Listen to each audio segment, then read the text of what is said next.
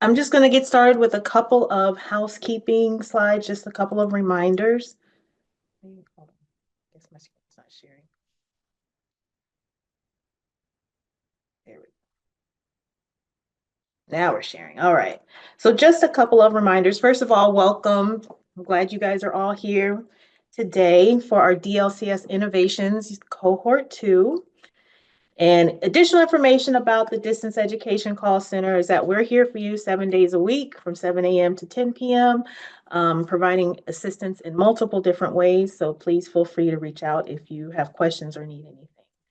And with that, I'm going to welcome the team from Community Learning Partners and let them introduce themselves and get us started. So thank you and welcome. All right, thanks, Ryan. Let me share my screen. Joey, you can start. Hey everyone, welcome to our course called Digital Literacy Content Standard Innovations. While I'm kind of introducing the course, we have a short warm-up activity that I'm putting into the chat now. Oops, the wrong one. Should have been this one. That's my second digital mistake of the week.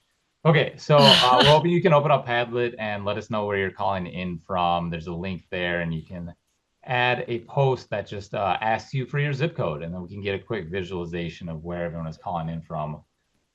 While everyone is doing that, I just wanted to again apologize about the digital literacy mishap earlier this week. I'm not sure who got that email. It might have been a little confusing. So we appreciate the patience as we make mistakes, which I guess is the nature of technology. So thank you all for letting us know and for the patience and so forth. Okay, great. I see people popping in to Padlet now. So glad to see where people are posted, and I'll share my screen to kind of show where that is, or Kristen can pull it up as well. Yeah, we'll get a sense of who's calling in. Nice. There's a good geographic distribution so far.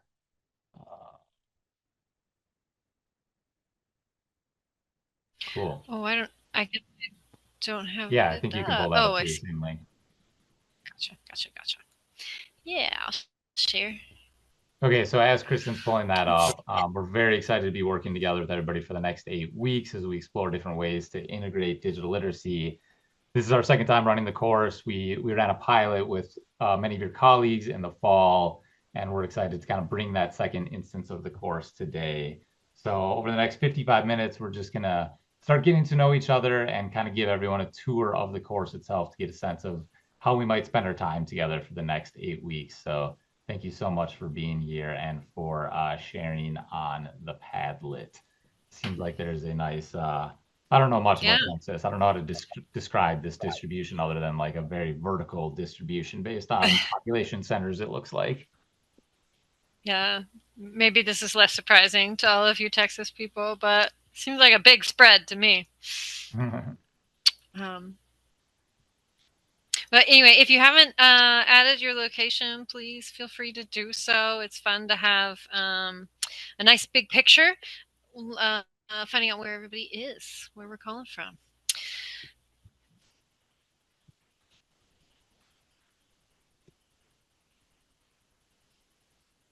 Okay, so with that, welcome again to today's session.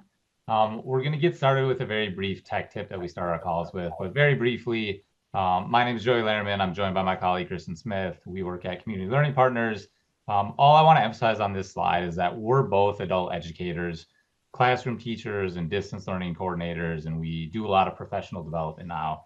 I share that context to say that in this cohort, we very much believe that we're all teachers, we're all students, we're all kind of puzzling through digital literacy together as we figure out the role of technology in adult education. And so simply put, we think you're all experts, you know your students better than us. And so we're excited to be learning alongside you in this kind of collaborative community. So we're excited to hear your perspective on how we can kind of blend digital literacy into other content areas. With that said, we start every call with a tech tip. I'll very briefly share my favorite tech tip, which is how to insert a link with a keyboard shortcut. I use Control K, or if you're on a Mac, it's Command K. The one thing I'll emphasize that's great about this tip is it generally works across most programs. So Microsoft Word or Gmail or Google Docs or Excel, whatever the case may be, this keyboard shortcut works, broadly speaking, across all of them. I would be curious if anyone's tried this keyboard shortcut, because we're always sharing links and it's a kind of a time saver to insert a link with this keyboard shortcut. Or if not, what is your favorite keyboard shortcut? What keyboard shortcut do you use regularly in the context of your daily workflow? So I'll pause for 30 seconds and curious to hear from everyone in chat. What kind of keyboard shortcuts do you find yourself using regularly? Sounds like Training Room 1 also uses Control K pretty frequently. What else? What kind of keyboard shortcuts are you using? Yeah, Control K, that's the popular one of the day. Yeah, copy and paste is a good one. Ooh, Control Z is a great one because you can just undo. It's a great one for adult learners because it's like, I feel like students are often nervous they're going to break the computer. And it's like, no, no, no. Control Z and you can just undo what you just did. I also personally really like Control F as a way to find something on a page. It's a key kind of like information literacy skill as a way to quickly scan a large website or PDF or whatever the case may be. Control A to select all. That's a good one. Ooh, Glenda. Windows tab. Is that like a tab switching one? Nice. I think Kristen also appreciates the tab switching one. Font adjustments. Yeah, like paste special. Control C. I like Austin's Control Z X C V B, and that's great. A nice suite of keyboard shortcuts there. Cool. Well, we like to start calls with these tech tips just because it's a good way to build a digital literacy routine. Sometimes we encourage doing this with students, like start your class with 2 minutes of students sharing with each other what their favorite digital literacy tip is as a way to kind of save some time and improve our experience with technology. So thanks for joining that conversation. Great to see the active chat. Yeah, nice, Glenda, with cycling through tabs. That's awesome. I think that's Kristen's keyboard shortcut too on the next slide. What? Yeah, well, kind of. So, Glenda's, I really like Glenda's. I like the cycling through open windows. So it's not just the browser, right? I share this one with students. Like I like a lot of shortcuts. Like Austin's keeps adding control. I like I think he added a zoom shortcut, like zooming in and out. But tab switching has recently been an issue in my online math class. Some students do it no problem, like switching between tabs, but others have been grateful for this share. Switching between tabs within a browser. So kind of similar to Glenda's, like you're switching what you see on the screen. You Control 1 takes you to the first tab, 2 to the second, 3 to the third. I believe Control Tab switches well, that one's not as universal. Maybe it was in Control Tab. Yeah, I just do Control 1, 2, 3. But there is a way. Maybe Glenda knows because she likes the switching. Is there another switching between tabs shortcut? I know there is one. Anyway, I like this one. But thank you everyone for your shares. I like seeing what we're using. Those shortcuts are always very helpful, right? Speaking of students, I share this shortcut with my students. But speaking of students, we're here because we want to help our students be digitally literate, right? But we always have to start where people are, right? So I want to ask you this question. I just put it up. Keep it up now. Let's first talk about this. What can your students do? How are they already digitally literate? Think about it for a minute and then get some shares going in the chat.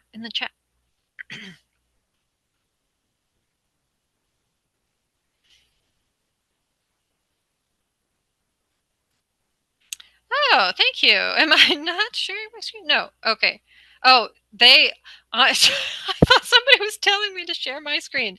Your students share screens really well. I think I was not expecting that because my students have a pretty hard time with that. But you must practice. Yeah, so they share their screen. They're digitally literate, Glenda says, by being able to purchase gasoline, I'm assuming, right? And you're using a computer when you're doing that. So that's a really good share. Good thing to build your students' confidence by acknowledging, like, hey, no matter what, like if you get gas, you are digitally literate in this way. So I think at least Angie, has anybody else? Yeah, Tanya, talking about phones, right? They're good at using mobile stuff, mobile software. My students have a lot of practice. Most people have a lot of practice with phone use, and a little bit less practice sometimes with the laptop, with the full screen. What else? Okay, man, ELISA students also share screens well. You guys in Texas are good at practicing sharing screens. Yeah, definitely cell phone links. Cell phone links. Austin mentioned they're good. They're okay with links. Give them a link. That's cool. Zoom communication, nice. All right, I like this. Right, we're starting somewhere. We have skills. Your students do have digital skills, and we want to start there, right?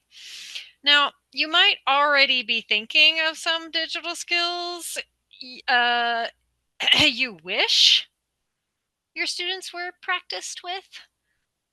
What's your most desired one, right? We're thinking of what they did well, but you might already be thinking, well, I can't do that, can't do that, can't do that. What if your students could only learn one new thing? What's your top? Filling out forms. Thanks, Austin. First brave person. Great chat, guys. Thank you for participating here. Appetime is interesting. Okay, inserting links and editing the link. Nice, Nicole. This maybe we should share some keyboard shortcuts.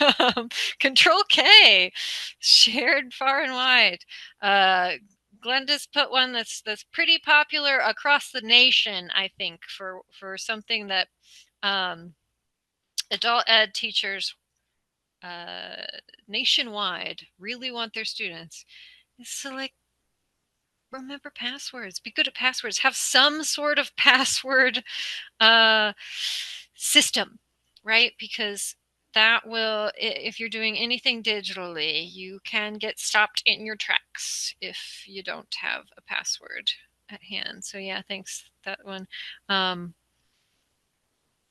Okay, Nearpod. That's Rebecca's one. She wants people to use, and Austin's like, yeah, you can't use the same password for everything though, right? You wish that their one skill would, like, basically password management.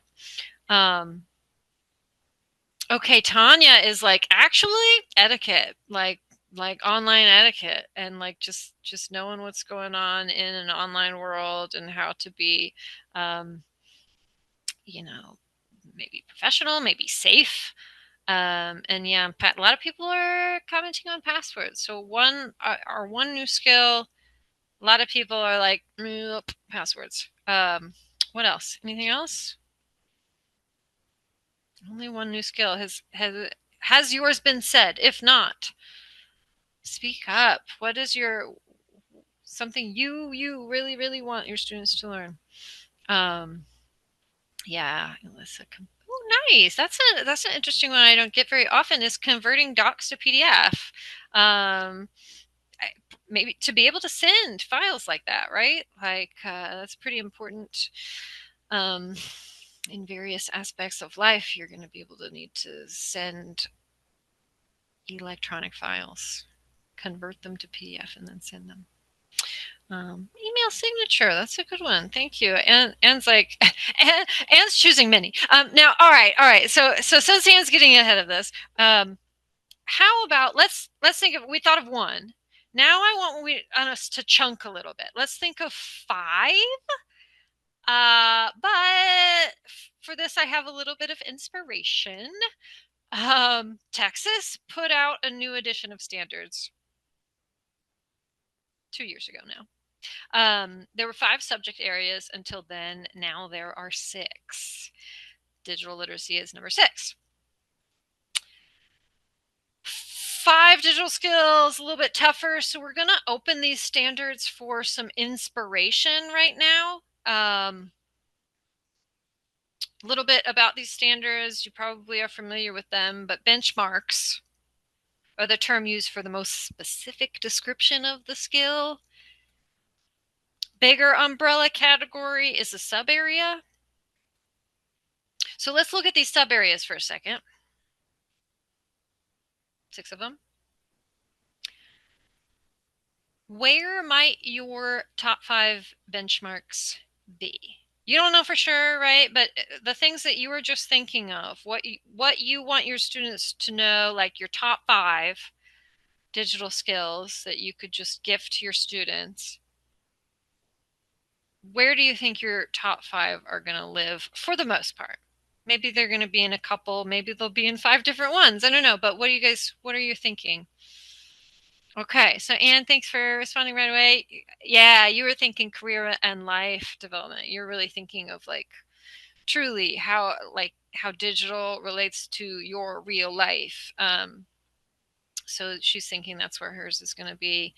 Tanya says just those last ones, right? She's thinking that her top priorities aren't going to live in the first 2. But some people disagree, right? Like, find yours. Where do you think your priorities are going to be? I think we have a bunch of differing opinions here. So, all right, and some of you are like, this is where it's going to be, and some of you are like, it's going to be among 2. Okay, we have an idea now. You have an idea of where to go. This is a very large document. Now that you have this idea where to go, let's open up the standards. I don't want you to find your Fab 5 with this formal language, right? We were just kind of throwing out some informal language like passwords. I want my students to be good at passwords. Let's find some formal language within this document, get really centered on our priorities within here. Sub-area descriptions are on the page labeled 133.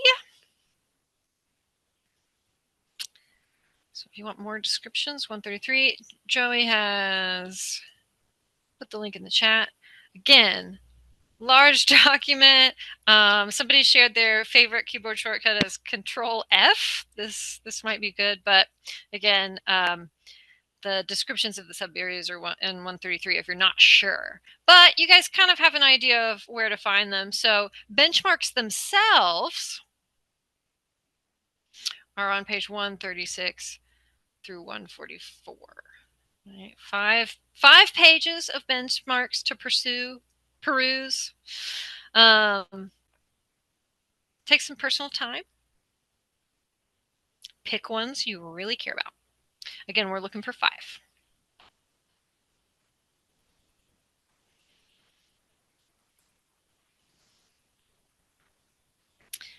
Right. So you can jot these down however you like. Make note on a piece of paper.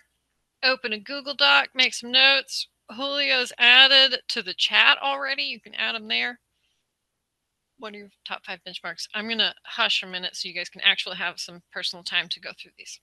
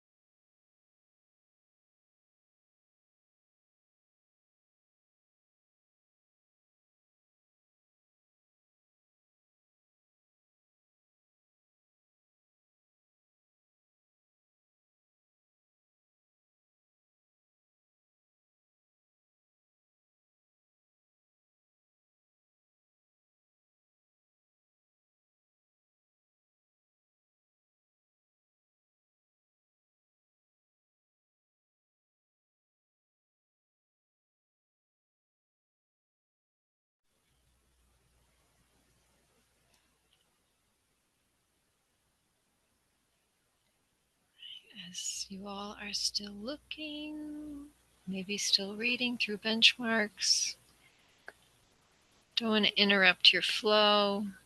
Please feel free to keep that document open, keep looking through it. We have, seems like 5 people who have already added your top 5 benchmarks to the chat. So we're sharing some out. I'm just gonna sort of commentate. So please continue. You can share in the chat if you'd like. I'm gonna get some highlights shouted out here. So a lot of people have found the password management benchmark.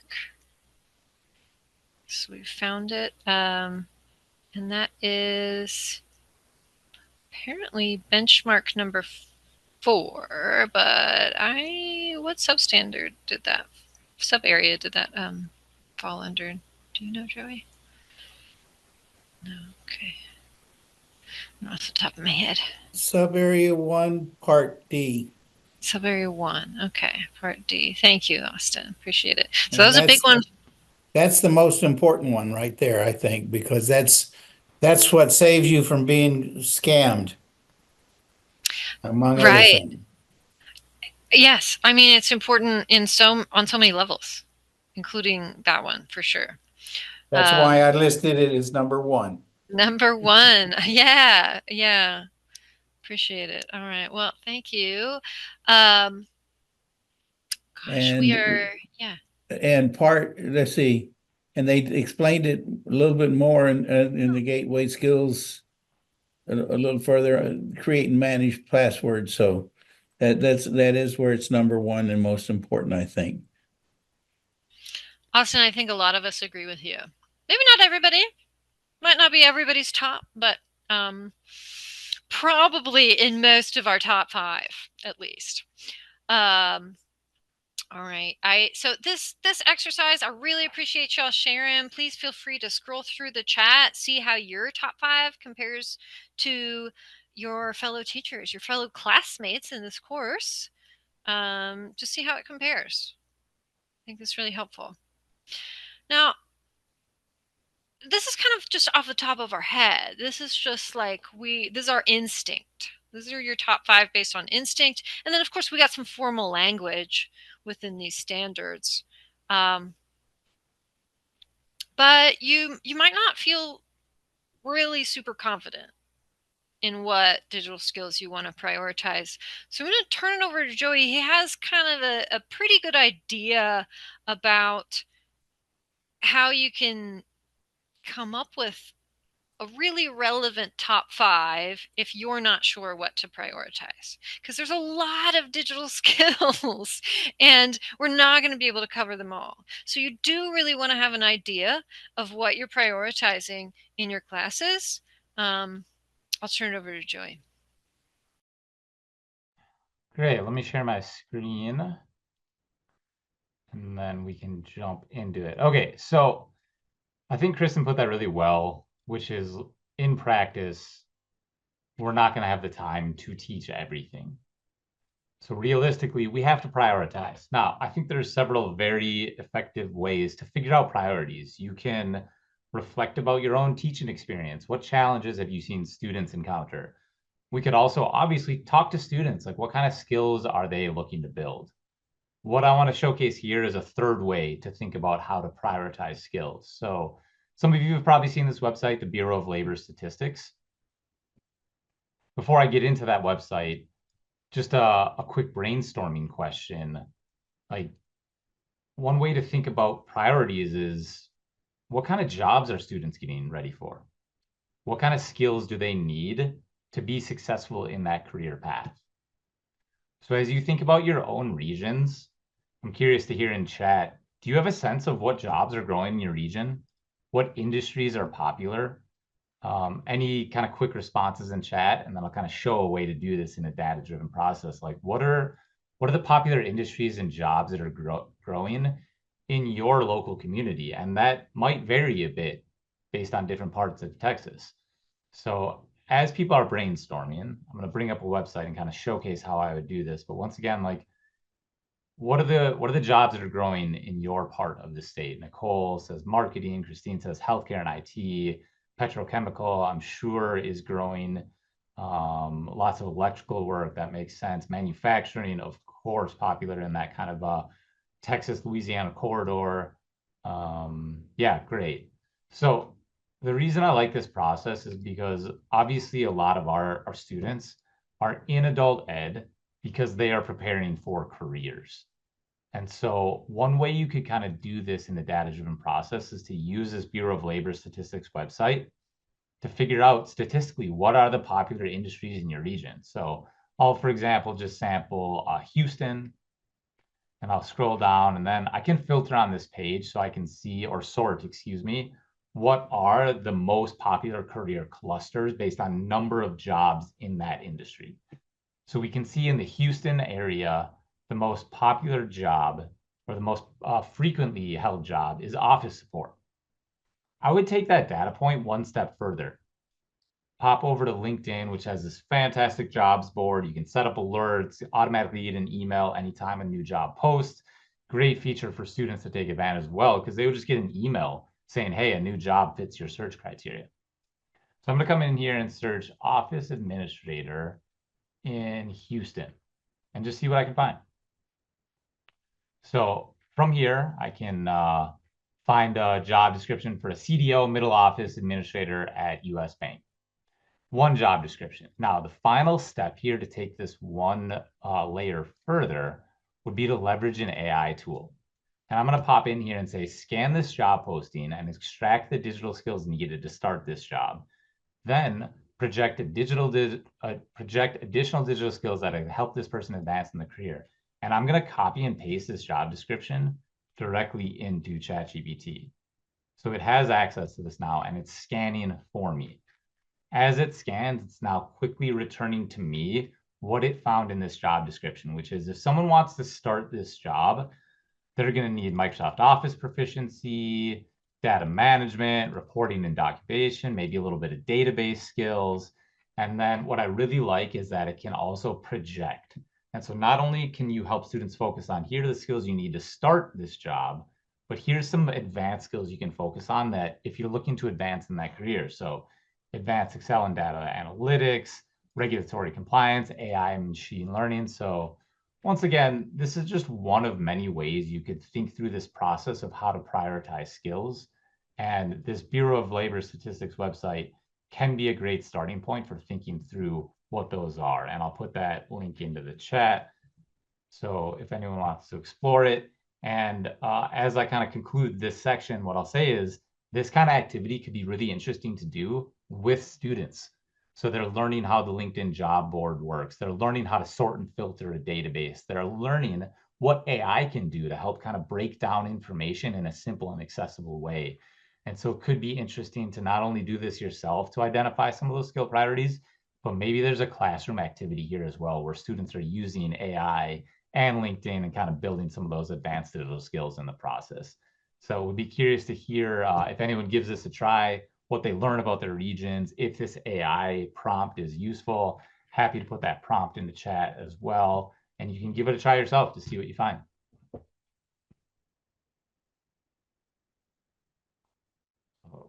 Okay.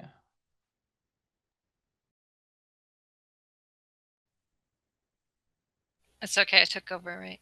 Okay. All right. So thank you all for kind of warming up with this. Digital literacy, obviously, we know that's what we're here for, and we know it's important. Right? Digital literacy is our purpose. More specifically, we're working towards integrating digital literacy into other subject areas, right? Integrate, sure. We do that by putting forth opportunities to practice these skills while learning other things. But first, we have to plan it out. So our main task in this whole course, the meetups, outside work, everything about this course is to create a simple plan, and to try it. And our group is our asset. So Austin putting that in the chat, like, hey, Austin is somebody to talk to in this course. He's taught computer science and skills. Definitely an expert. This whole group is our asset, right? But we're going to make, everybody in this group is going to make a plan, and we're going to talk to each other about it, and we're going to try it out. So what you're going to do in this course, the whole course, is you're going to pick one activity. We are not saying lesson plan. Okay, this can be just a small activity within a full class. Let's get specific. Okay, this is from your normal classes. Doesn't have to be digital, right? Then you get creative. Where can you testify to what you want students to know? Look at your wish list that you just made. You already have your top 5 digital skills you wish students had right now. Are there ways you can encourage practice of those skills? That's what you want to do, right? You want to edit, you want to get creative, add your most important skills. Then you revise and try and revise and try and revise and try. That's how this teaching thing works. We know this, okay? So we're about halfway through our first synchronous meetup. With the rest of our time, we're going to practice doing just that. Okay, let's try one together. We are going to make it easy. We're all going to think about the same little lesson activity. Even so, I am hoping we get lots of different ideas for what digital skills to add and tools to use. Y'all ready? Here we go. Has anybody heard of a mind map? Maybe you call it something else. I've heard of the term word web. It's word web. Okay, so Susan knows this. Christine knows this. You guys, I don't see. Sometimes I can see nodding heads, but I think just thumbs up. Give me a thumbs up, or maybe you heard of this, or a thumbs down. No. All right. So some people. All right. Elisa has never done this. Never heard of it. Okay. So this activity, for those of you who haven't heard of it, some of you have, this activity is described as students sharing what comes to mind when they think of a certain word or phrase. Okay. Yeah, similar ideas Wordle. I like it. I guess another way to say it, right? Okay. In the original lesson that described this activity that I pulled from, it was algebra. But I chose this particular little activity tidbit because it's an activity you can use in any subject, right? Covering many standards. But for now, we can brainstorm with the original word, or you can just fill in the blank with your own activity, with your own subject, something from your own subject, from social studies or from ELA or ESL. But with a mind map, let's brainstorm. Number 1, what's important? Look at your top 5. Can you somehow add something from your top 5 into this activity? But also what fits? Like maybe not everything from your top 5 fits with this particular activity. So just take a minute. We're going to take 1-ish minute of personal time to think. Any idea, big or small, just a quick brainstorm to start. Feel free to make notes. Feel free to Google around. But we're going to take just a tiny moment of personal time before we share initial ideas in breakout rooms. Okay?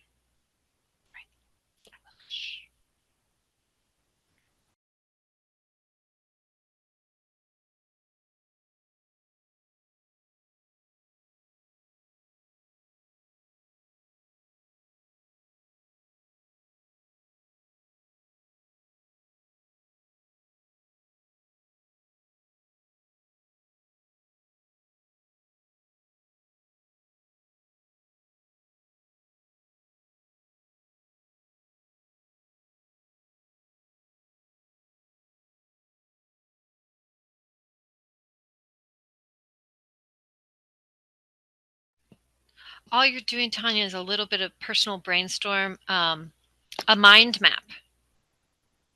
How could you add digital skills or digital tools to that activity?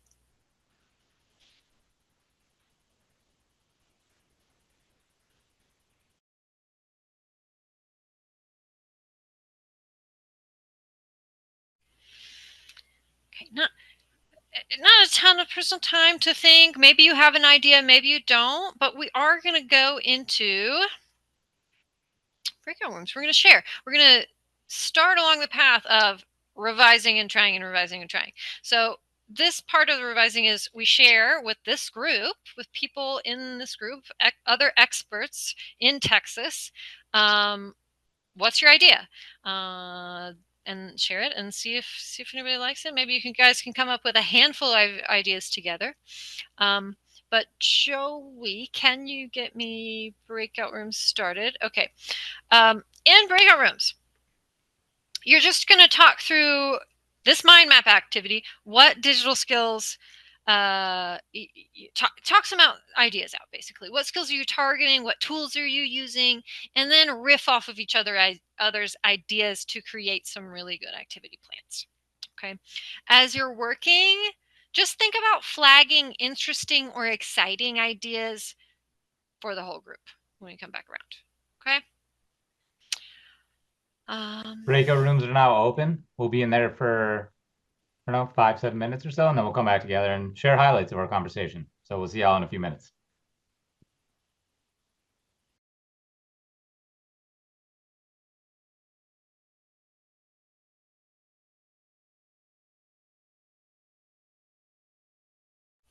Okay, are we all trickling back in? What do you think? Have we made it? Everybody made it?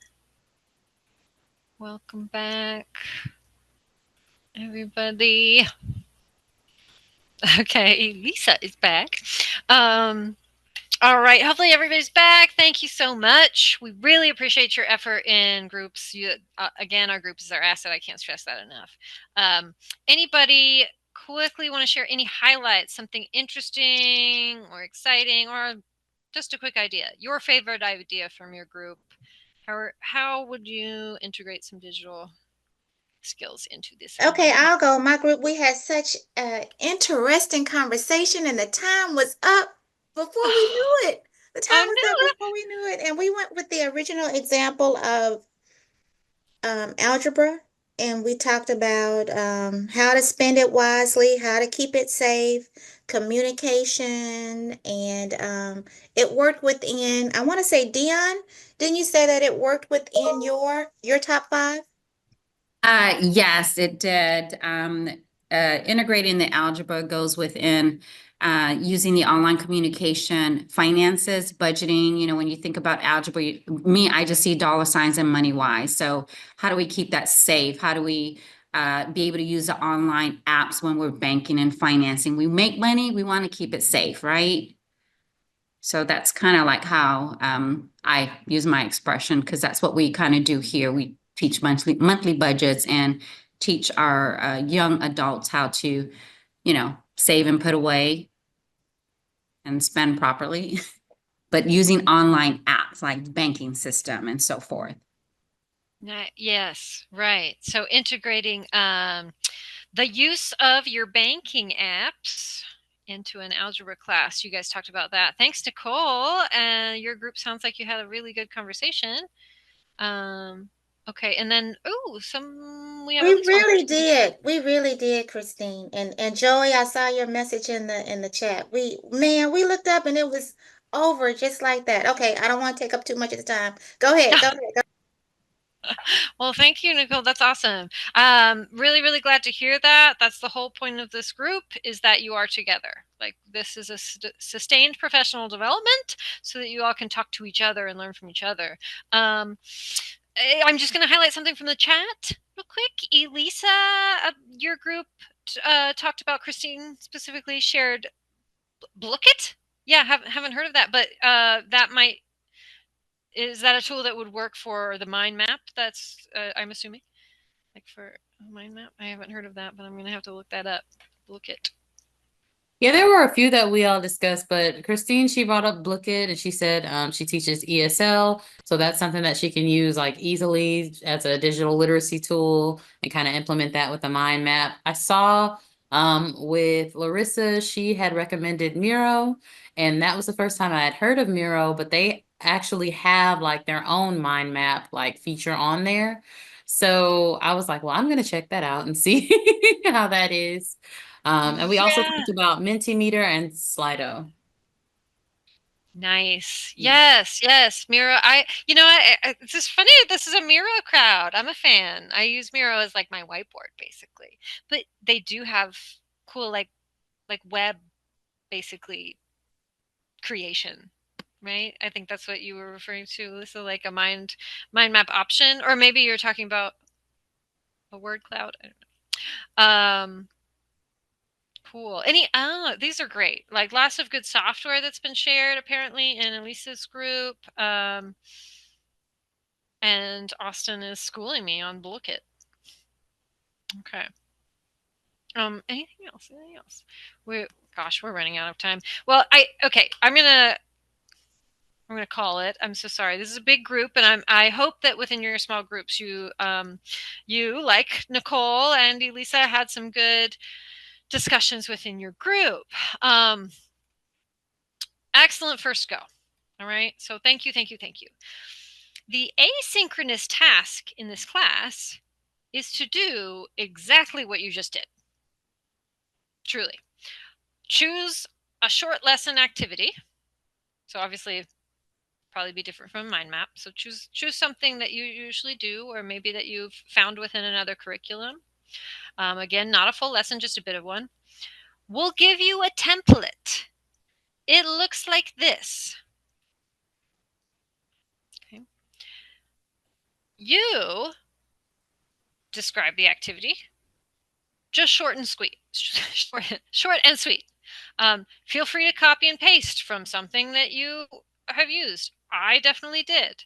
Right below it in the same document, just describe something like what you talked about in groups. How are you going to add digital skills? What websites are you using? And also, what does success look like? We can always use practice articulating what we're looking for in the classroom. This is a sample based on the activity we just considered. My idea, I was kind of looking for, I think maybe somebody might have mentioned a word cloud. My idea was also to use a word cloud. Do you guys know a word cloud? We don't have time. I was possibly going to do a word cloud with you, but since we don't have time, this is kind of what a word cloud is, right? You just let everybody enter some word or phrase, and then words or phrases that more than one person enter are going to get bigger. And then it becomes a word cloud. So it's possible.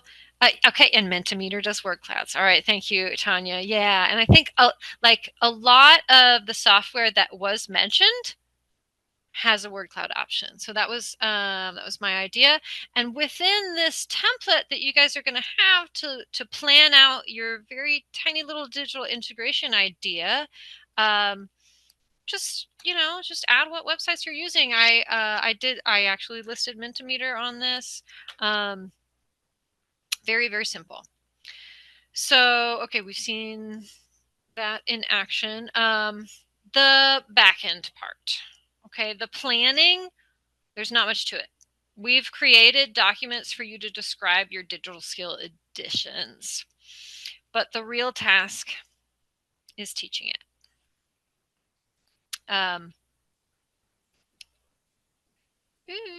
Okay. We want you to share it with us before you teach. Right? Some of your peers might have some experience that will catch an issue before it arises in class. We've created documents for you to describe, right? And this is what those this is what the asynchronous part will look like. This is where you can find your documents. We're going to be using Google Docs, like Joy said, in the chat, so we can collaborate, share feedback on each other's activities, right? and we want you to share it with us before you teach. Then meetup 2.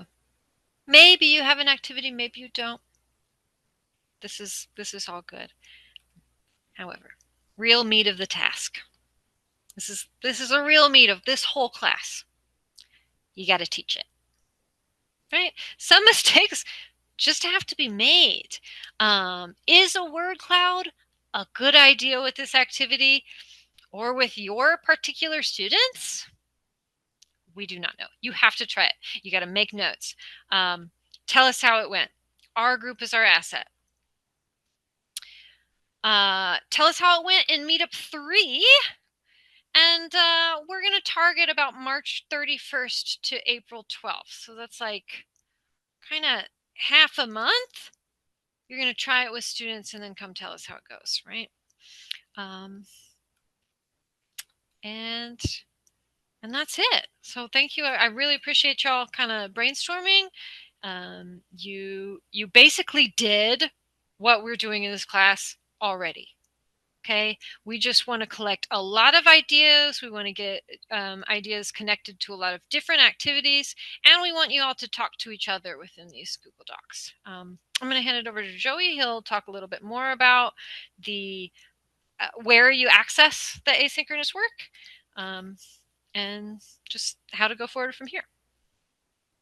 Great. Yeah. So just a bit of housekeeping to wrap up today's call. I see the comment about spring break in March. One thing I'll emphasize about this class calendar is that it's largely self-paced. Like everybody's classroom's a little different. Everybody's calendar over the next few weeks are different. And so what we put up here is just kind of a suggestion to kind of keep pace with 8 weeks. But if you want to try to teach something next week or in a month, whatever timeline kind of works for you in your classroom is completely okay with us. We don't want this to be PD for the sake of checking a box. Like, hopefully this is an actually meaningful chance to try something new and see how it goes. So try to engage with the course and kind of build a pathway that makes sense for what you're trying to accomplish, what your classroom looks like, what your students are trying to accomplish, and so forth. So tomorrow we'll send out an email that includes links to the asynchronous module. I'll put it in chat as well. If you want to start browsing it tonight, please feel free to. I'll show it on screen briefly right now, just to kind of talk through some of this, which is, it's not a traditional like, click here, read this article, watch this video, post twice to the discussion board. We want you to get comfortable just kind of fluidly moving back and forth throughout this. There's a lot of resources in here, really focus in on the task as the primary goal in this course. And then everything else in this module is supplemental. You know, take advantage of it if it's helpful. You can obviously use peers and Google and YouTube and any other resources as well. There's an AI guide in here for those of you that might want to play around and use AI as part of this course. There's some great reading, some interesting articles, some apps you might want to check out, links to all of the Texas content standards and so forth. And so we really encourage you to click around and explore the online module. And like I said, I'll put it into chat so you can kind of play around with it a little bit tonight if you'd like, and then we'll be sure to email it out as well. What I want to talk about briefly is that inside of this online module, on every single tab, is this icon in the bottom right. That'll take you directly into this activities hub. And you can see here, we have a template created for everybody. This is a place where we can all kind of comment and review and share feedback. So find your template and use this to organize your ideas. I want to once again emphasize, this is not a full lesson plan, just an activity, you know, 15 minutes, 30 minutes, 45 minutes, anything that gives you a chance to try something new and explore different ways to blend digital literacy with that activity. There is a drop-down menu here that we're going to assume you are drafting your activity until you change this status to ready for review. That's when we as facilitators and your peers can jump into your template and ask questions and share ideas and share feedback as well. So be sure to use that draft status to kind of let us know when you are ready for us to check it out. With that, I do kind of want to pause, see if there are any questions, any comments, anything that we can help clarify. I know this may feel strange and look like a lot. And so I'll encourage you, once we send out this module, or even if you're exploring it now, just focus in on the task and keep in touch. Ask questions. We're here to help. Join us for that next module. I'm going to hand it back to Ryan for a few closing thoughts from T-Call. But please do keep in touch. I'm happy to hang out on the call for a couple minutes in case anyone has any questions. And most importantly, like, use this as a chance to try something new and build something for your class, and come back ready to reflect and see how it goes. So hopefully we can kind of learn from that community. We are very excited to connect with you all for the next 8 weeks as we explore this integration process. So with that, I'll take any questions and also hand it back to Ryan. Thank you, Joey and Kristen. So I just want to point out a couple of things. One is we want to make sure that you get PD credit for your time when you're attending the Zoom meetups, and also for the asynchronous work that you do. So if I'm going to share my screen quickly, when you log into PD portal,